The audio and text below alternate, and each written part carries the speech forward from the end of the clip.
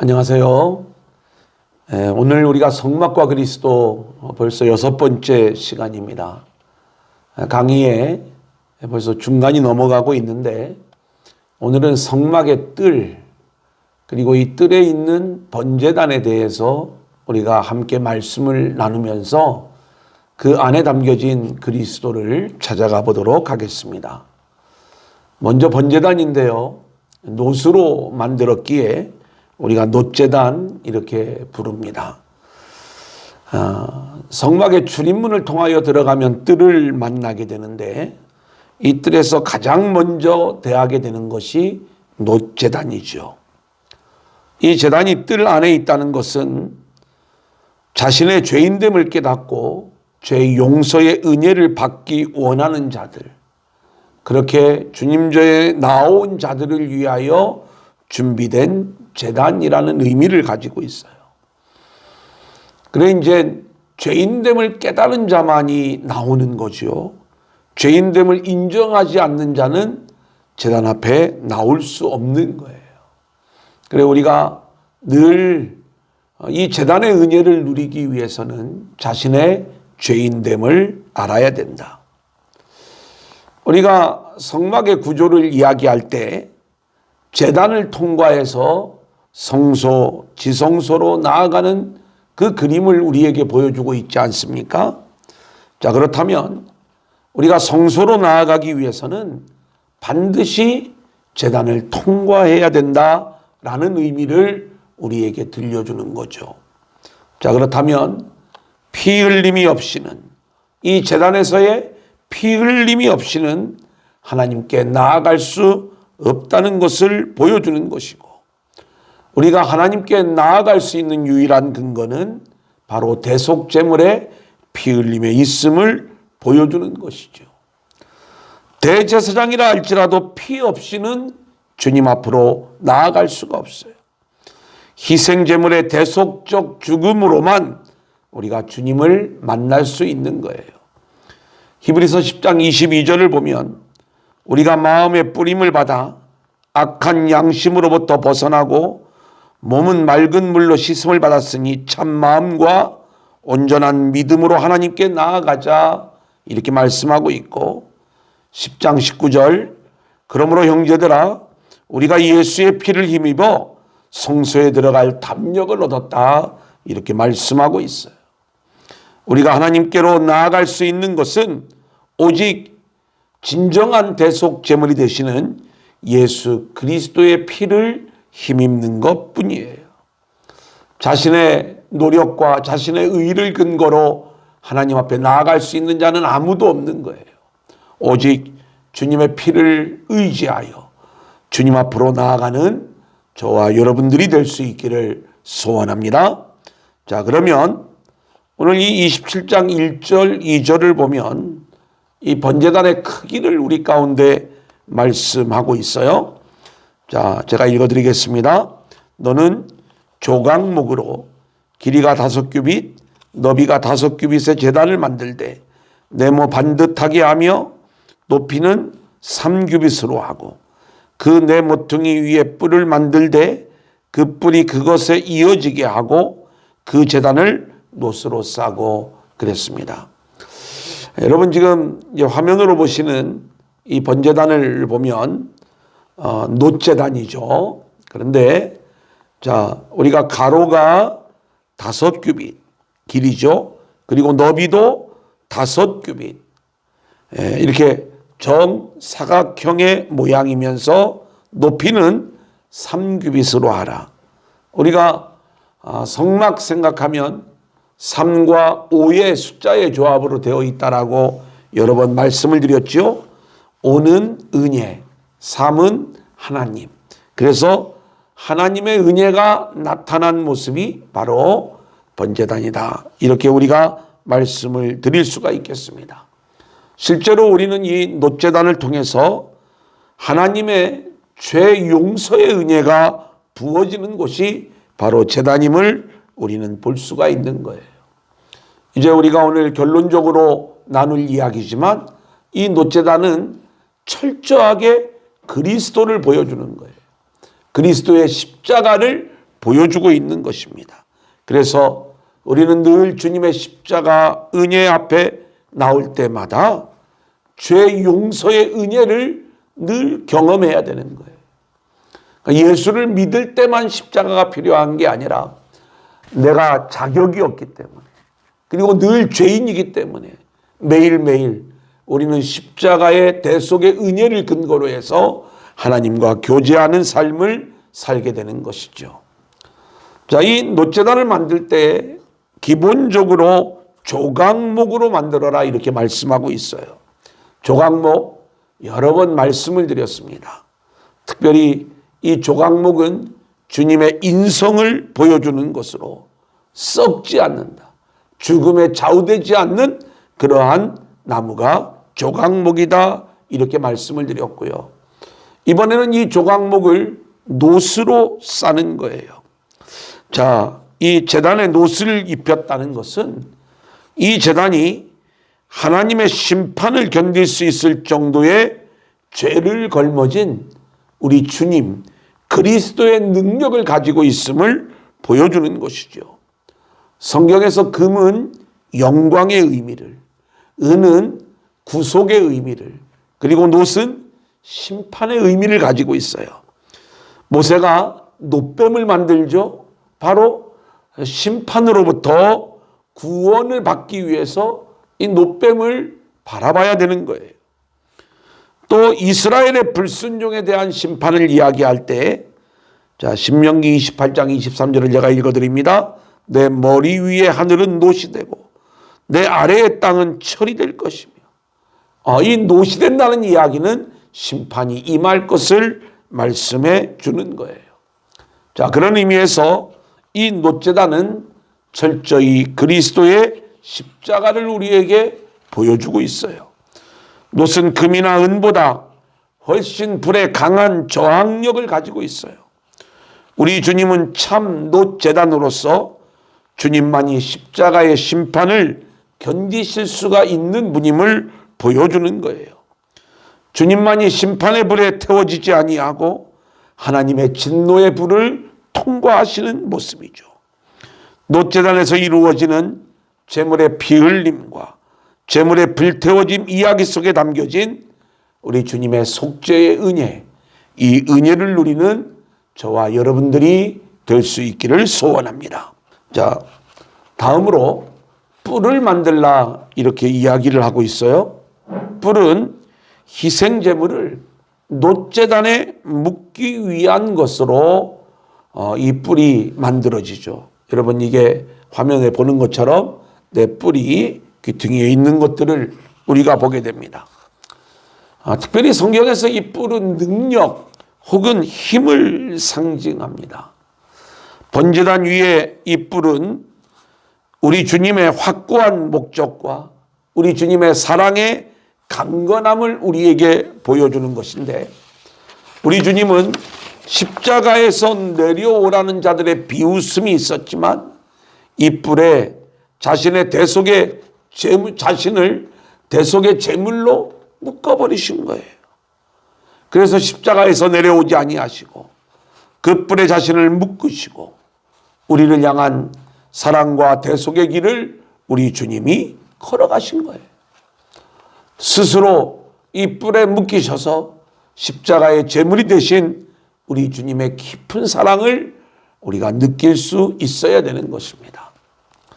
3절 말씀을 보면 죄를 담은 통과 부삽과 대야와 고기 갈고리와 불 옮기는 그릇을 만들되 제단의 그릇을 다 놋으로 만들지며 이렇게 말씀을 하고 있어요. 죄를 담는 통은 제물에서 나오는 죄를 받아 지정된 장소에 버릴 때 사용하는 것이죠. 부삽은 불 주변에서 사용하고 타다 남은 잔불을 모으는 데 쓰는 그러한 내용이죠. 고기 갈고리는 번제단 위에 불 위에 있는 희생제물을 정리하는 데 사용하는 것. 또 불 옮기는 그릇, 향로를 이야기하는 것이죠. 자, 그리고 여러분들이 잘 보일지 모르지만 이 안에 그물이 있습니다. 제가 4절 5절 읽어드리겠습니다. 제단을 위하여 놋으로 그물을 만들고 그 위 네 모퉁이에 놋고리 넷을 만들어 그물은 제단 주위 가장자리 아래 곧 제단 절반에 오르게 할지며 적절한 방법으로 제물을 드리고 그것을 다루기 위해 그물을 만들라 이렇게 말씀하고 있는 것입니다. 자, 그렇다면 이 놋제단은 철저히 주님의 십자가를 우리 가운데 보여주고 있는 것이거든요. 한번 놋제단에서 피 흘려 죽고 불태워지는 희생제물을 한번 묵상해 보십시오. 레위기 6장 13절입니다. 불은 끊임이 없이 제단 위에 피어 꺼지지 않게 할지니라. 자, 죄인들이 희생제물을 놋제단으로 가지고 갑니다. 놋제단에는 계속 불이 타고 있는 거예요. 꺼지지 않게 할지니라. 놋제단은 언제나 연기가 올라갔고 피로 물들어 있었으며 죄인들에게 언제나 열려 있었어요. 이제 이 죄인들이 희생제물을 가지고 와서 죽이기 전에 그 짐승의 머리 위에 손을 얹으면서 그 죄가 죄물로 전가가 되는 것이죠. 희생제물의 피 흘림과 불태워짐은 원래 죄인인 우리가 당해야 될 그러한 운명이었는데 대속제물의 희생으로 우리의 죄가 사함을 받는 거예요. 놋제단에서 타는 희생제물들이 제물을 바친 죄인의 죄를 대신해서 죽는 것처럼 우리 주님은 십자가에서 우리의 죄를 대속하심으로 희생의 죽음을 당하신 것이죠. 우리 주님의 십자가로 우리가 용서함을 받고 구속함을 받게 된 것입니다. 자, 그렇다면 이 놋제단은 어떤 구속사적인 의미를 가지고 있는가? 놋제단에서 뿌려지는 제물의 피는 예수님이 십자가에서 흘리신 영원한 속죄의 피를 보여주는 것이고요. 그 예수님의 피가 우리의 죄를 속하는 거지요. 그 피가 우리의 영혼의 피에 뿌려짐으로 주홍같이 붉은 죄가 눈같이 희어지게 되는 거예요. 저와 여러분의 영혼 육에 십자가의 피가 부어지고 뿌려지고 발라짐으로 우리의 영혼의 죄의 문제가 해결받고 우리의 육신도 강건해지고 마음의 평강이 찾아오고 생명의 역사가 우리 안에 나타나게 되는 것입니다.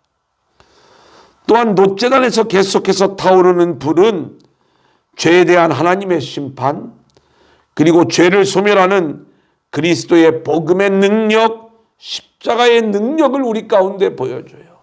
이 불이 계속해서 타오르는 거예요. 복음의 불이 타올라야 우리의 죄를 태울 수 있는 것이고 그렇게 복음으로 우리가 무장을 하고 복음으로 죄를 극복하고 복음을 붙잡고 죄와의 싸움에서 승리하는 우리의 모습이 되어야 할 것입니다. 또한 이 놋제단을 통해서 우리는 레위기 9장 11절을 보면 그 고기와 가죽은 진영 밖에서 불사르라 이렇게 말씀을 하고 있습니다. 속죄 제물의 피를 제단의 뿔에 바르고 그 기름은 제단에서 불살라지고 그 고기와 가죽은 진영 밖에서 불살라지는 것이죠. 히브리서 13장 11절 12절 말씀을 보면 이는 죄를 위한 짐승의 피는 대제사장이 가지고 성소에 들어가고 그 육체는 영문 밖에서 불사름이라.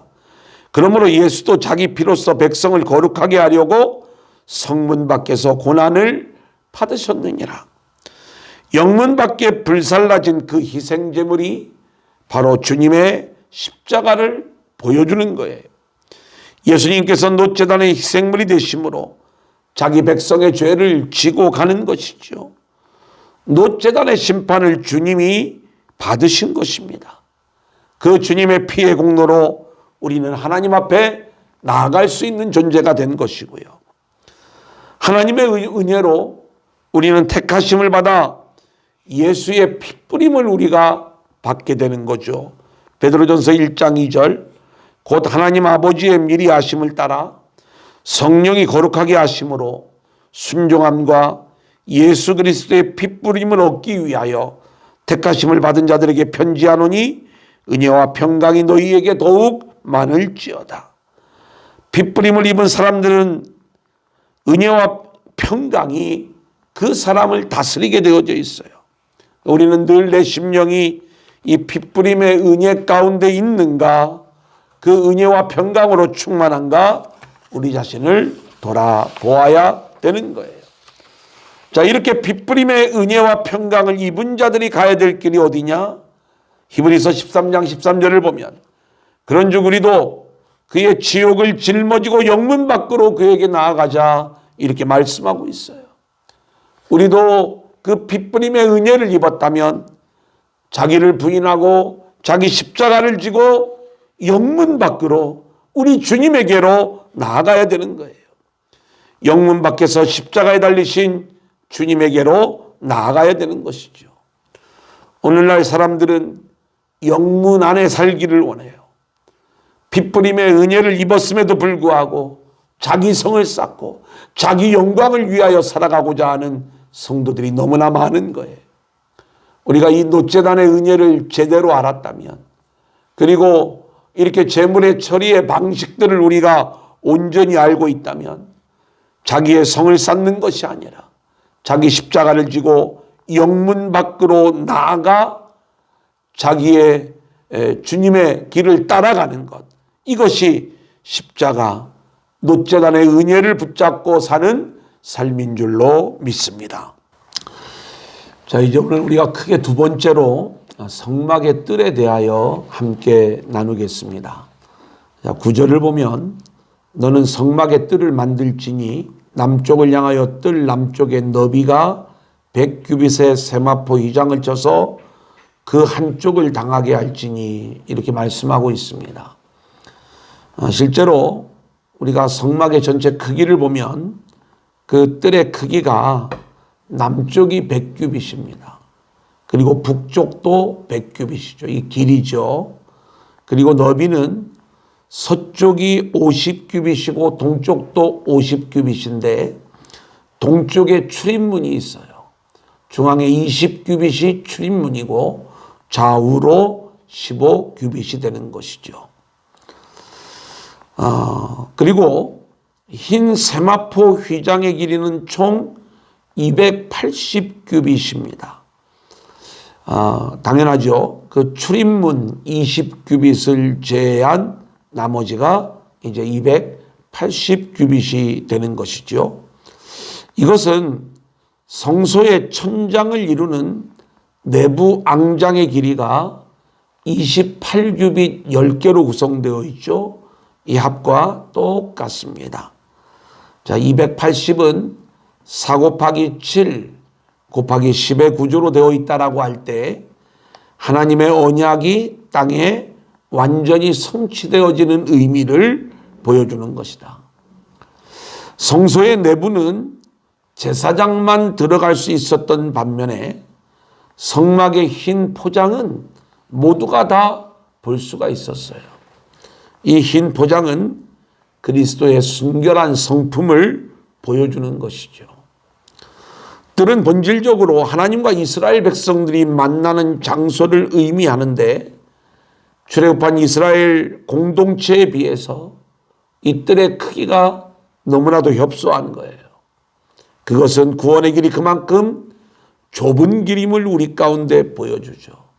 마태복음 7장 14절 생명으로 인도하는 문은 좁고 길이 협착하여 찾는 자가 적음이라. 자, 구조를 보면 기둥이 총 60개입니다. 자, 5규빗마다 기둥 하나를 세우는 거예요. 그리고 그 밑에 놋받침을 세우는 겁니다. 그리고 갈고리와 가름대는 은으로 되어져 있어요. 자, 그러면 우리가 생각을 해보면 100규빗이면은 20개의 기둥이 들어가죠.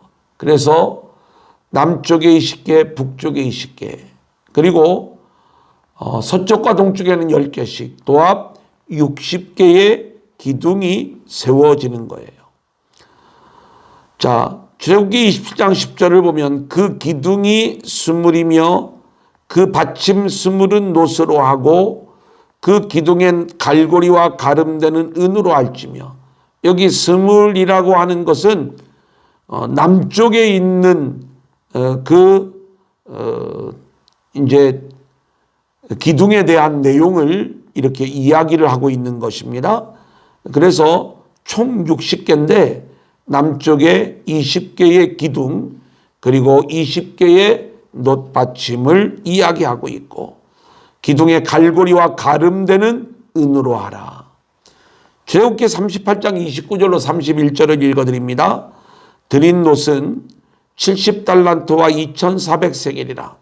이것으로 회막문 기둥 받침과 놋제단과 놋그물과 제단의 모든 기구를 만들었으며 뜰 주위의 기둥 받침과 그 휘장문의 기둥 받침이며 성막의 모든 말뚝과 뜰 주위의 모든 말뚝을 만들었더라. 자, 그러면 이 울타리를 만드는 기구들을 보면 먼저 기둥은 뭐로 만들었는가? 기둥 역시 조각목으로 만들어졌을 것입니다. 60개의 기둥이 흰 막을 지탱하면서 뜰을 구별하고 있는 것이죠. 이 뜰은 죄인들의 견고한 피난처가 되는 거예요. 잠언 18장 10절 여호와의 이름은 견고한 망대라 의인은 그리로 달려가서 안전함을 얻느니라. 자, 기둥이 60개라는 것은 은혜로 이루어지는 5 곱하기 12의 구조로 이야기할 때 하나님의 통치의 완성을 의미한다. 이렇게 말씀을 드릴 수가 있겠습니다. 자, 12은 하나님의 통치 속에 우리가 하나님의 자녀로 완성되는 것. 그러니까 하나님의 은혜로 이 모든 일들이 이루어지는 의미가 60개의 기둥 속에 담겨져 있는 거고요. 기둥의 간격이 5규빗인 것은 구원은 오직 은혜로만 이루어지는 것임을 보여주는 거예요. 이 기둥의 받침은 놋으로 만들어집니다. 이것은 불의 심판을 견디는 능력을 보여주는 것이죠. 기둥이 우리 성도들을 이야기한다면 놋받침은 예수 그리스도께서 우리를 대신하여 심판을 받으신 모습을 보여주는 거예요. 그러니까 우리 성도들은 받침이 되시는 그리스도 위에 견고하게 세워지는 기둥들이 되어져야 된다. 그렇게 그리스도의 받침 속에 세워지지 않으면 우리는 넘어지는 성도가 될 수밖에 없다. 넘어지는 기둥은 잘못된 기둥인 것이죠. 갈고리와 가름대는 은으로 만들어집니다. 이 은은 구속을 상징한다고 했죠. 자, 기둥과 기둥을 연결해주는 막대가 가름대고 갈고리는 세마포장과 가름대를 연결해주는 게 갈고리인데 우리가 이 구조를 보면 흰 세마포 이것이 놋에 이르지 않고 놋 받침에 이르지 않는 거죠. 기둥과 기둥을 연결하는 은 가름대에 연결된다는 의미가 있어요. 자, 이것이 얼마나 하나님의 은혜인지 로마서 3장 24절 그리스도 예수 안에 있는 속량으로 말미암아 하나님의 은혜로 우리는 값없이 의롭다함을 얻은 자가 되는 거예요. 자, 그 다음 포장입니다. 세마포 휘장으로 이 포장을 만드는데 고운 세마포는 의의 표상인 거예요. 그래서 거룩하게 구별된 장소를 보여주는 거죠. 이스라엘 백성들의 초막은 검은색 염소털로 만들어져 있습니다. 이제 겉에서 보면 검정 색깔이에요. 이와 대조적으로 성막은 흰 세마포장으로 이루어졌기 때문에 아주 아름다운 구별된 장소임을 보여주는 거예요. 그래서 시편 84편 1절 2절을 보면 시편 기자는 이렇게 이야기를 해요. 만군의 여호와여 주의 장막이 어찌 그리 사랑스러운지요. 내 영혼이 여호와의 궁정을 사모하여 세약하며 내 마음과 육체가 살아계시는 하나님께 부르짖나이다. 뜰에 들어온 자는 의의 벽에 둘러쳐지는 은혜가 임합니다. 이 뜰이 그리스도를 보여주는데 뜰 안이 성도들의 피난처가 되는 것이죠. 로마서 5장 19절 한 사람이 순종하지 아니함으로 많은 사람이 죄인된 것 같이 한 사람이 순종하심으로 많은 사람이 의인이 되리라 이렇게 말씀하고 있어요. 우리의 피난처는 주의 성소예요. 언제나 주의 성소를 사모하는 성도들이 될 수 있기를 소망합니다. 자, 그러면 이 뜰은 어떤 의미를 가지고 있느냐? 하나님과 만나는 곳이죠. 출애굽기 39장 40절입니다. 뜰의 포장들과 그 기둥들과 그 받침들과 뜰문의 휘장과 그 줄들과 그 말뚝들과 성막 곧 회막에서 사용할 모든 기구와, 자, 회막이라는 말 자체가 하나님과의 만남을 위하여 모인 곳, 이런 의미를 가지고 있죠. 이 회막은 번제물이 드려지고 주님을 경배하는 모든 일들이 이루어지는 장소예요. 성소에는 제사장들만 들어가는 곳이었기 때문에 일반 회중들의 제사는 바로 이 성막의 뜰에서 이루어지게 되는 것이죠. 성막의 뜰은 백성들이 하나님께 제물을 드리고 하나님이 그 제물을 받으시는 하나님과 백성들 사이의 만남의 장소였어요. 지성소에 거하시는 주님께서 뜰에서 이루어지는 모든 일들에 대하여 응답해 주시고 말씀해 주시는 거예요. 출애굽기 29장 42절 43절 이는 너희가 대대로 여호와 회막문에서 늘 드릴 번제라. 내가 거기서 너희와 만나고 네게 말하리라. 내가 거기서 이스라엘 자손을 만나리니 내 영광으로 말미암아 회막이 거룩하게 될지라. 이 시대 하나님과 그의 백성들이 함께 만나는 곳은 그리스도 안에서 만나는 거지요. 그러기에 뜰은 하나님과 그의 백성들이 만나는 곳으로서 철저히 그리스도를 모형하고 있는 거예요.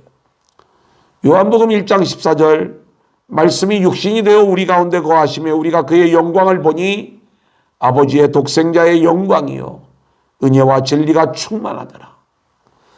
저와 여러분은 믿음으로 그리스도에게 나아갈 때 그렇게 믿음으로 그리스도에게 나아가는 자만이 그리스도가 누구인가를 분명히 알게 되지요. 마찬가지로 뜰로 나아가 우리가 하나님을 만날 때 우리는 하나님이 어떤 분인가를 알게 되는 거예요. 이스라엘 백성들은 믿음으로 이 뜰로 나아가야만 했던 것입니다. 자, 그런데 이 뜰의 바닥이 맨바닥이에요. 뜰의 바닥이 맨바닥이라고 하는 것은 뜰이 주님을 보여준다라고 할 때 초림 예수의 초라함을 보여주는 거예요. 반면에 우리가 솔로몬 성전을 보면 그 바닥이 금으로 입혀집니다. 이것은 재림 예수의 영광을 보여주는 모습이다. 이렇게 말씀을 드릴 수가 있겠죠. 높이가 5규빗입니다.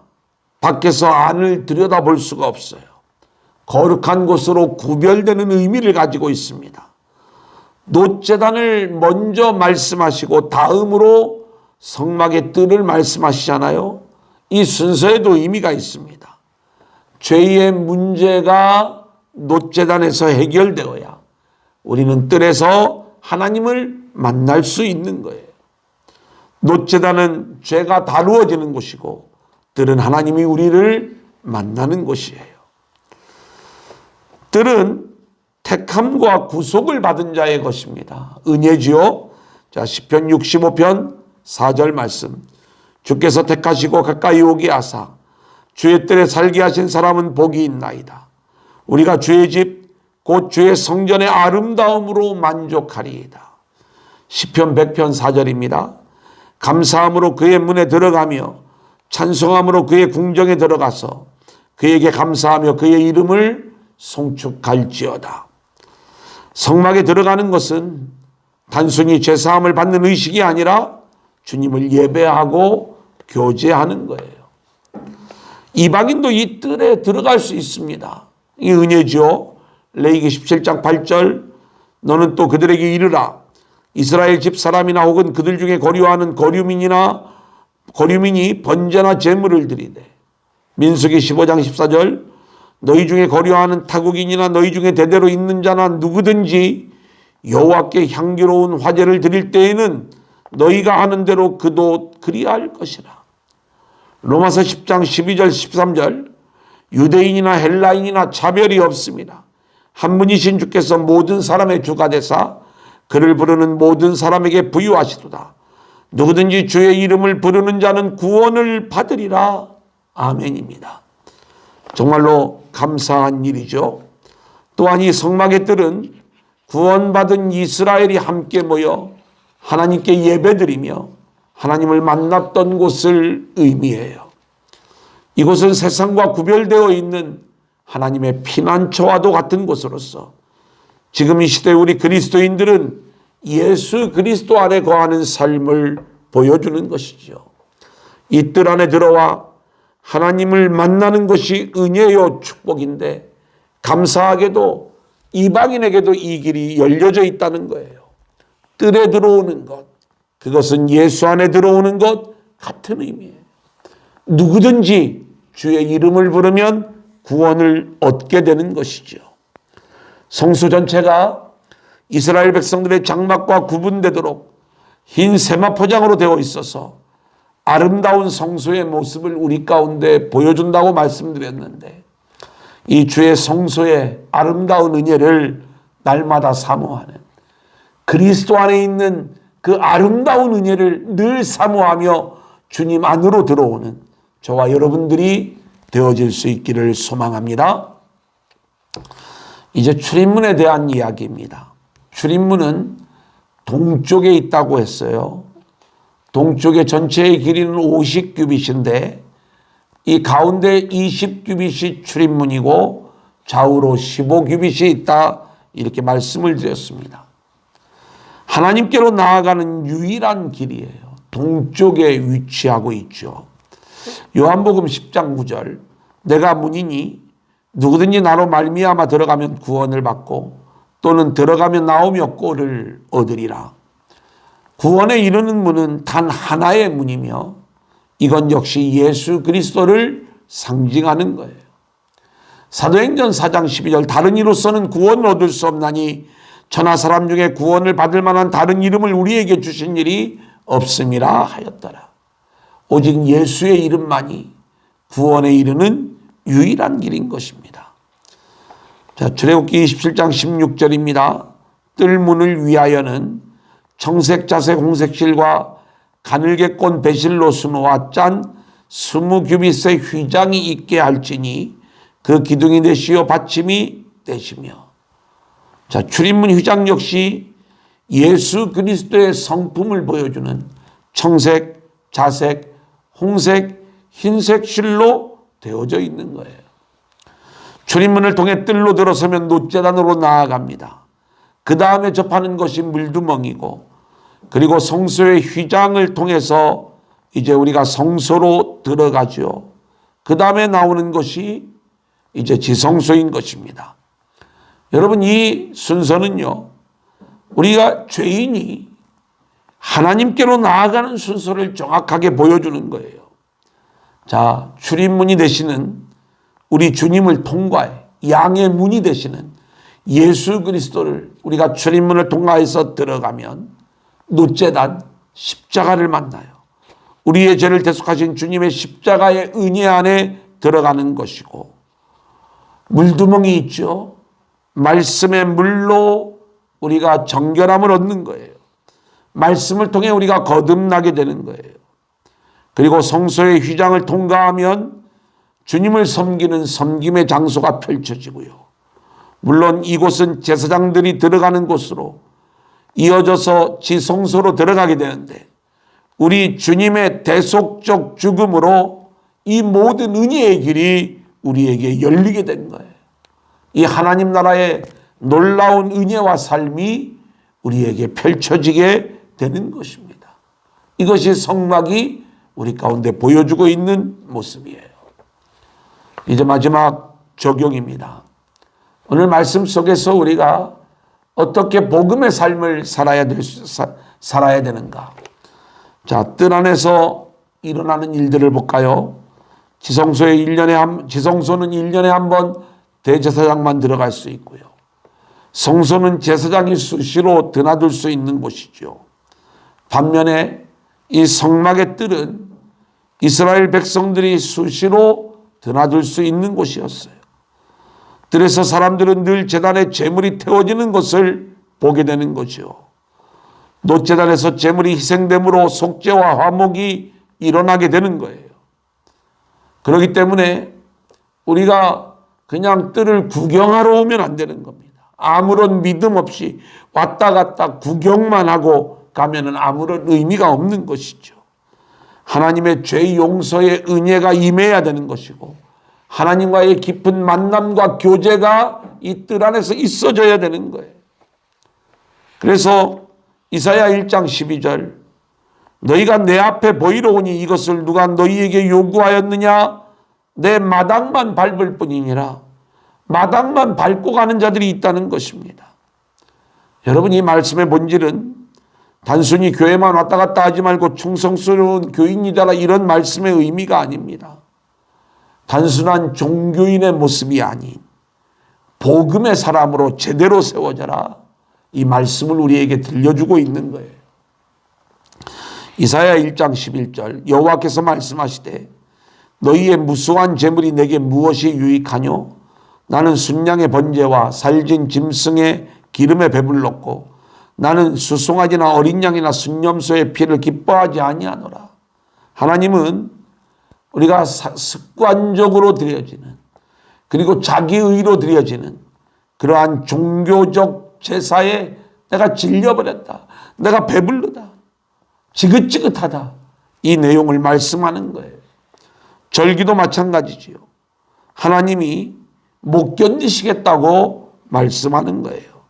13절 헛된 재물을 다시 가져오지 말라.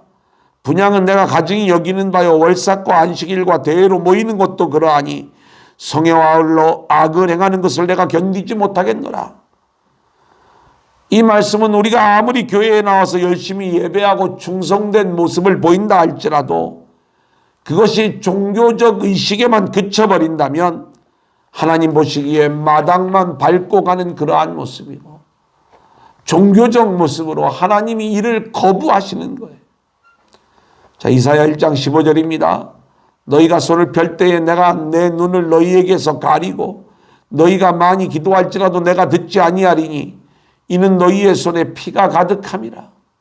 너희 손에 피가 가득하다는 이야기예요. 작은 자를 학대하면서 하나님께 예배한다는 거예요. 복음의 삶이 나오지 않으면서 종교적으로 하나님을 예배하며 그것을 자기 의로 삼고 있는 죄악된 모습이에요. 하나님의 진정한 구원의 은혜를 잊어버린 거예요. 하나님은 이런 자들의 예배를 거부하시는 것이죠. 미가서 6장 7절로 8절 여호와께서 천천의 순양이나 만만의 강물 같은 기름을 기뻐하실까? 내 허물을 위하여 내 맏아들을 내 영혼의 죄로 말미암아 내 몸에 열매를 드릴까? 사람아 주께서 선한 것이 무엇임을 내게 보이셨나니 여호와께서 내게 구하시는 것은 오직 정의를 행하며 인자를 사랑하며 겸손하게 내 하나님과 함께 행하는 것이 아니냐. 철저한 복음의 삶이 종교적 제사보다 하나님을 기쁘시게 하고 하나님의 소원을 이루어드리는 것이라는 것을 우리가 알 수 있는 거예요. 그러기에 우리는 철저히 뜰의 의미를 정확히 알고 하나님 앞에 나오는 자들이 되어야 합니다. 우리가 뜰에 나오는 것이 종교의식이 되면 안 돼요. 하나님께 예배하러 나오는 것, 이것이 나의 어떤 종교적 의의로 나와서는 안 된다는 것이죠. 우리는 성막의 뜰로 들어와서 우리의 죄를 대신하여 십자가를 지신 주님을 만나야 돼요. 그리고 그 주님의 대속의 은혜 안으로 들어가야 돼요. 그래야 우리는 그곳에서 하나님을 만나고 하나님을 향한 진정한 예배가 시작될 수 있는 거예요. 마귀는 끊임없이 우리를 유혹합니다.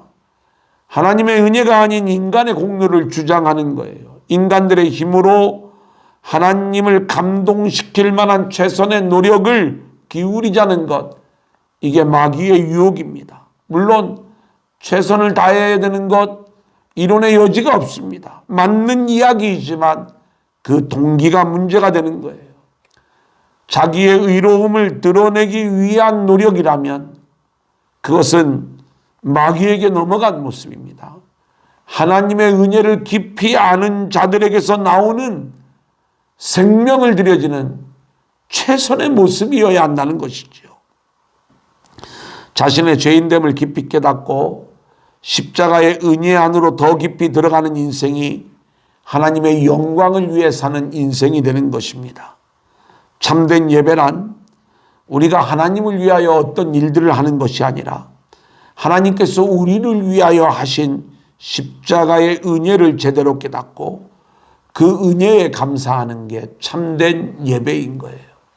우리가 그리스도 안에서 살아간다는 것은 내 믿음으로 살아가는, 내 믿음의 실력으로 살아가는 게 아니라 나는 자격 없고 늘 실패하고 그렇게 무너지는 모습으로 등장하지만 그러한 나를 포기하지 않고 십자가의 은혜로 다가오셔서 다시 용서해 주시고 다시 나를 살리시고 다시 나를 언약 안에서 세워가시는 하나님의 구원의 실력, 그 하나님을 바라보며 나아가는 것, 이것이 그리스도 안에서 살아가는 거예요. 나를 보지 말고 하나님을 봐야 돼요. 예수님을 봐야 되는 거예요. 그러기에 우리는 내 능력으로 하나님을 만나는 자가 아니라 성령 안에서, 예수 안에서 하나님을 만나고 하나님을 예배하며 참된 예배자의 모습으로 세워져야 될 줄로 믿습니다. 늘 그렇게 우리가 주님 전에 나올 때마다 종교적인 모습을 가지고 나오지 말고, 또 우리가 신앙생활이 종교적 신앙에 그치지 말고 우리에게 주시는 그리스도의 놀라운 복음의 의미를 깨닫고 복음적 신앙인으로 주님 전에 나와 그 복음의 은혜를 마음껏 누리고 흘려보낼 수 있는 저와 여러분들이 될 수 있기를 주님의 이름으로 간절히 축원합니다. 감사합니다.